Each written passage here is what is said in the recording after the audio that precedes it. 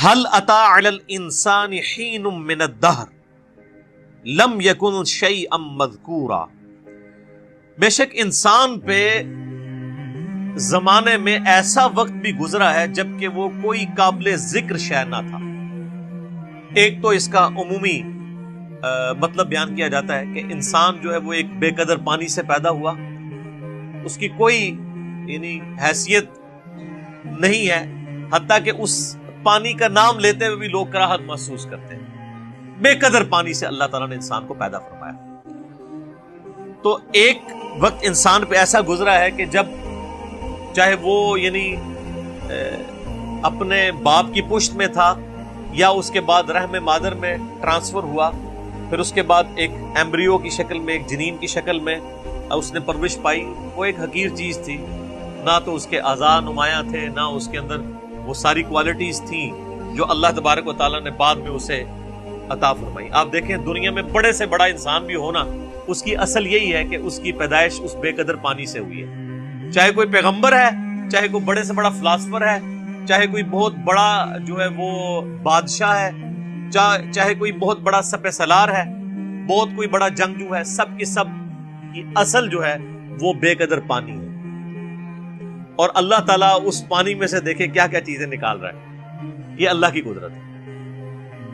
تو زمانے میں ایک وقت انسان پہ ایسا بھی گزرا ہے جب اس کی کوئی قابل ذکر حیثیت نہیں تھی.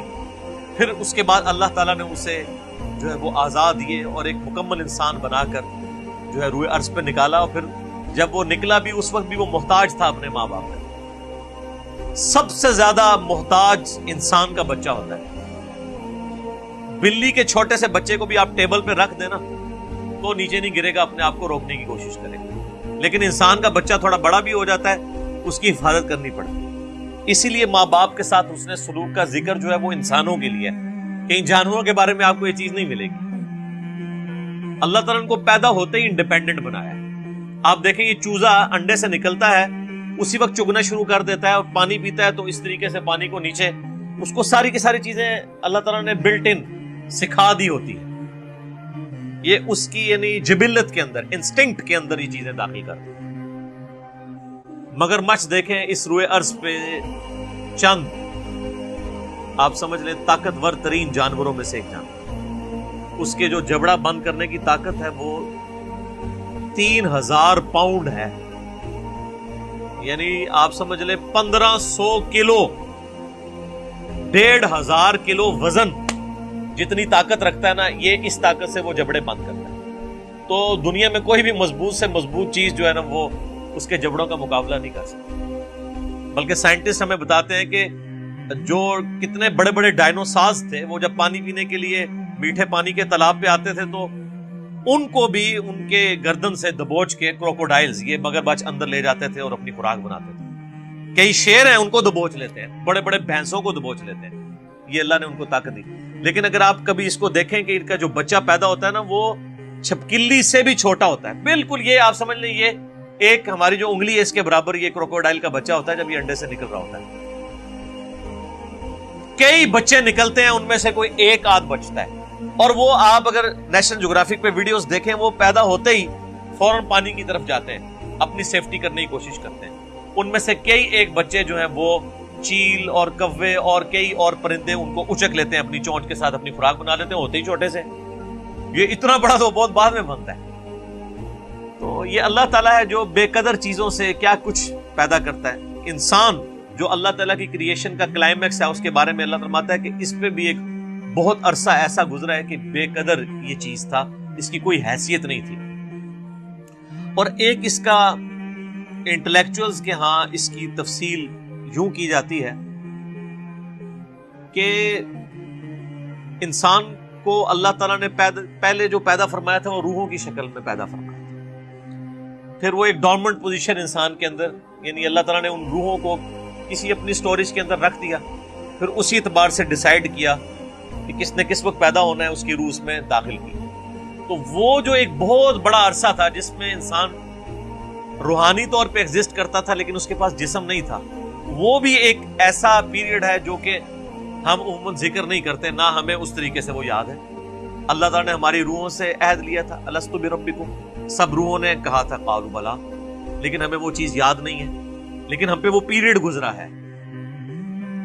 تو وہ بھی ایک ایسا پیریڈ تھا کہ جب انسان کو اپنی حیثیت کا اندازہ نہیں تھا، تا وقت کہ انسان کو اللہ تعالیٰ نے جسم عطا فرمایا۔ اس کو سپورٹیو وہ حدیث بھی ہے جو جامعہ ترمذی میں صحیح سند کے ساتھ موجود ہے، مسند احمد میں بھی صحیح سند کے ساتھ ہے، دلائل النبوہ امام بیہقی کی کتاب میں بھی صحیح سند کے ساتھ ہے، مشکات المصابیح میں بھی تیسری جلد میں آپ کو اللہ کے محبوب صلی اللہ علیہ وآلہ وسلم کے فضائل کے چیپٹر میں مل جائے گی۔ کہ صحابہ کرام نے پوچھا اے اللہ کے نبی صلی اللہ علیہ وآلہ وسلم، آپ پہ نبوت کب واجب ہوئی، کب آپ نبی بنائے گئے؟ تو آپ نے فرمایا کہ میں اس وقت بھی اللہ کے ہاں خاتم النبیین لکھا ہوا تھا جبکہ ابھی آدم علیہ السلام روح اور جسم کے درمیان تھے، ایک روایت میں آتا ہے مٹی اور پانی کے درمیان تھے، میں اللہ کے ہاں اس وقت بھی خاتم النبیین لکھا ہوا تھا۔ یعنی اللہ کے ڈیوائن علم میں، اللہ کے پاس تو روحیں موجود ہے نا، اللہ نے پہلے ہی ڈیسائیڈ کر لیا بھائی اس روح نے محمد رسول اللہ بننا ہے، اس روح نے فرعون بننا ہے، اس نے موسیٰ بننا ہے، اس نے ابو جہل بننا ہے۔ اللہ کو تو پتا ہے اپنے ڈیوائن علم کی وجہ سے۔ تو وہ ایک جو پیریڈ ہے وہ ہمیں یاد نہیں ہے، اس وقت ہم کوئی قابل ذکر شے نہیں تھے، جب تک کہ دیکھیں جب تک فرعون دنیا میں آیا نہیں ہے اس وقت تک اس کی فرعونیت سے لوگ انٹروڈیوس تو نہیں ہوئے، اللہ کے ہاں تو وہ روح کی شکل میں موجود تھا۔ تو وہ والا بھی ایک پیریڈ ہو سکتا ہے۔ دو معنی ہو گئے، اور ایک تیسرا معنی ہے جو لوگ ایوولوشن کے قائل ہیں، ارتقاء کے۔ ایک ارتقاء وہ ہے جو ڈارونزم والا ہے کہ انسان جو ہے وہ جانوروں کی اولاد ہے یا چمپینزی کی اولاد ہے، یہ تو ٹوٹلی ایک حرام عقیدہ ہے، کفری عقیدہ ہے۔ مسلمانوں کے ہاں بھی ارتقاء اس حوالے سے پایا جاتا ہے، میرا اس کے اوپر یوٹیوب پہ کلپ بھی ہے، بخاری اور مسلم کی متفق علیہ حدیث ہے کہ نبی علیہ السلام نے فرمایا کہ جب آدم علیہ السلام کو اللہ تعالیٰ نے پیدا فرمایا تو ان کا قد جو ہے وہ 60 ہاتھ تھا، پھر آہستہ آہستہ قد کم ہوتے چلے گئے۔ تو اتنی ایوولوشن تو نبی علیہ السلام بھی بیان فرما رہے ہیں کہ تبدیلی انسانوں کے اندر آئی ہے۔ اب جو لوگ قرآن پاک سے اس ایوولوشن کو، جو ڈارون کی ایوولوشن نہیں ہے بلکہ جو کتاب و سنت میں فٹ ان بیٹھتی ہے، جس طرح کہ سورہ آل عمران میں بھی آتا ہے کہ ہم نے حضرت آدم علیہ السلام کو چن لیا، اور اسی طریقے سے سیدنا عمران کے بارے میں آتا ہے ان کی اولاد کو ان کو چن لیا، یعنی نبوت کے لیے۔ تو وہ کہتے ہیں آدم علیہ السلام کو بھی اللہ نے چنا ہے۔ تو چناؤ اسی وقت ہوتا ہے جب ایک سے زیادہ آدم ایگزسٹ کرتے ہوں، ان میں سے کسی ایک کو چن کے اللہ تعالیٰ نے ہمارا جد امجد بنا دیا اور اس کو ایسا سلیکٹ کیا کہ اس سے آگے نسل چلائی۔ تو وہ بھی ان آیات سے، یہ میں آپ کو اسکول آف تھاٹ بتا رہا ہوں، میں یہ نہیں کہہ رہا کہ یہ عقیدہ ہے، جو ایگریڈ اپون عقائد ہیں وہ تو پہلے دو ہی ہیں، لیکن یہ بھی جو لوگ ان معاملات میں قائل ہیں وہ اس سے لیتے ہیں کہ انسان پہ ایک بہت بڑا پیریڈ ایسا بھی گزرا ہے جب تک کہ وہ اللہ تعالیٰ نے آدم علیہ السلام کو اس طریقے سے ایوالو نہیں کیا تھا۔ انسان تو آباد تھے دنیا میں، لیکن انہی میں سے پھر ایک کو چنا خاص طور پہ، حضرت آدم علیہ السلام کو، ان میں اپنی روح پھونکی۔ پہلے ایک زندگی تو تھی، آپ دیکھیں جانوروں میں بھی زندگی ہے لیکن روح نہیں ہے، بندر کے اندر روح نہیں ہے، زندگی ہے۔ یہ روح جو ہے یہ اللہ تعالیٰ نے انسان کی خصوصیت بنائی ہے۔ وَنَفَخْتُ فِيهِ مِن رُوحِي، جب میں اس میں اپنی روح پھونک دوں پھر تم سجدے میں گر پڑنا۔ یہ اللہ تعالیٰ کا خاص امر ہے جو انسان کے ساتھ خاص ہے، اللہ کی مخلوق ہے روح۔ تو کہتے ہیں جو پہلے انسان ایگزسٹ کرتے تھے نا، وہ صرف جان والے انسان تھے، ان میں اللہ تعالیٰ نے اپنی روح نہیں پھونکی تھی، ان میں سے ایک شخص کو اللہ نے چوز کیا، اور وہ ہمارا پہلا جد امجد، ہمارا باپ سیدنا آدم علیہ السلام۔ پھر ان کی دیکھیں اس میں بھی ایک ایوولوشن، یہ تو آپ دیکھ لیں کہ بخاری مسلم میں حدیث تو بالکل واضح ہے، ویسے سورہ نساء کے شروع میں بھی آتا ہے کہ اسی سے اس کا جوڑا بنایا حضرت آدم سے، اور بخاری مسلم میں آتا ہے کہ وہ ٹیڑھی پسلی سے پیدا ہوئے۔ تو یہ بھی دیکھیں ایک انسان میں سے دوسرا انسان نکلا ہے، مرد میں سے اللہ تعالیٰ نے اس کے جوڑے کو پیدا کیا، سیدہ جو ہے حوا سلام اللہ علیہا کو۔ تو جو لوگ اس ایوولوشن کو مانتے ہیں، جو یعنی ڈارون والی نہیں بلکہ اللہ کو آپ جب بھی کسی معاملے میں داخل کر لیں تو وہ پھر چیز کے اوپر آپ کفر کا فتویٰ تو نہیں لگا سکتے۔ اللہ چاہے تو یہ معاملات کر سکتا ہے کہ انسانوں میں سے ایک انسان کو چوز کیا اور اس کو اس کے اندر اپنی روح پھونکی۔ تو وہ کہتے ہیں وہ جو پہلا انسانیت کا ایک پیریڈ تھا، بہت بڑا پیریڈ، جس میں کئی انسان آباد تھے، تو وہ قابل ذکر نہیں تھے. قابل ذکر انسان اس وقت ہوا ہے کہ جب ان میں سے آدم کو چنا, اس میں اپنی روح پھونکی, اور پھر اس سے سارا سلسلہ شروع ہوا, اور فرشتوں کو مجبور کیا اس کے علم کی وجہ سے جو اللہ نے آدم علیہ السلام کو دیا تھا کہ وہ اس کو سجدہ کرے. تو وہ کہتے ہیں وہ جو لانگ پیریڈ آف ٹائم گزرا ہے نا انسانوں پہ, یہ اس کی طرف بھی اشارہ ہو سکتا ہے. اب یہ متشابہات ہو جائیں گے پھر یہ والے معنی, کیونکہ آج ہمیں سائنس یہ بتا رہی ہے کہ لاکھوں سال پرانے ڈھانچے بھی انسانوں کے ملے ہیں, جبکہ ہمیں جو ریلیجس اسکول آف تھاٹ سے, چاہے وہ مسلمانوں میں ہو یا کرسچنز یا یہودیوں کو آپ دیکھیں, تو ہمیں اوورآل جو انسانی تاریخ کا پتہ چلتا ہے نا تورات کی روشنی میں, وہ 10,000 سال سے زیادہ نہیں ہے.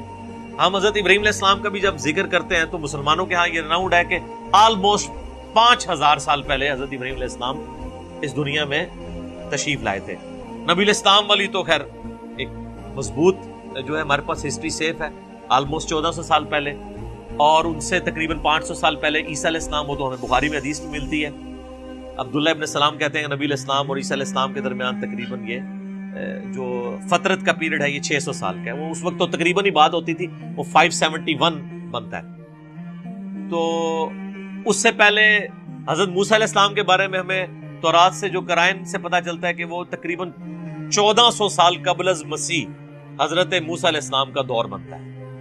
تو اس طرح نون جو ہمارے پاس تاریخ ہے اس میں تو 10,000 سال سے پرانی تاریخ نہیں ملتی, اور یہ اکثر لوگ اعتراض بھی اس حوالے سے کر رہے ہوتے ہیں ریلیجن کے اوپر, کہ بھی ریلیجن تو بتاتا ہے کہ جی انسان کی اس روئے ارض پہ جو زندگی ہے وہ 10,000 سال سے زیادہ پرانی نہیں ہے, جبکہ آج ہمیں جو ہے وہ کاربن ڈیٹنگ کے ذریعے ہم پرانے ڈھانچوں کی ڈیٹس بھی نکال سکتے ہیں کہ یہ کتنی پرانی تھی. تو وہ تو لاکھوں سال پرانے انسانی ڈھانچے بھی اس روئے ارض میں فاسلز کی فارم میں ملے ہیں. تو پھر وہ کون سے انسان تھے؟ تو پھر وہ لوگ جو اس آیت سے دلیل پکڑتے ہیں ایوولوشن کی, اور وہ یہ کہتے ہیں کہ وہ جو انسان آباد تھے وہ قابل ذکر انسان نہیں تھے جب تک کہ ان میں سے حضرت آدم کو نہیں چن لیا گیا. اور حضرت آدم کے چننے کا ذکر بھی سورہ آل عمران میں کہ ہم نے آدم کو چن لیا. تو وہ جو دوسرے لوگ ہیں وہ کہتے ہیں چنا کس میں سے؟ چنا اسی وقت جاتا ہے جب ایک سے زیادہ آدم موجود تھے. یہ میں آپ کو, اور یہ وہ یعنی پوائنٹ آف ویو ہے جو ڈاکٹر سراج صاحب رحمہ اللہ تعالی بھی اس کے قائل تھے. تو یہ رائے سے کوئی اختلاف رائے رکھ سکتا ہے, یہ کوئی پیٹ نہیں ہے, لیکن چونکہ ان آیات سے لوگ سہارا لیتے ہیں اس لیے میں نے اس چیز کو یہاں پہ ایڈریس کرنا ضروری سمجھا.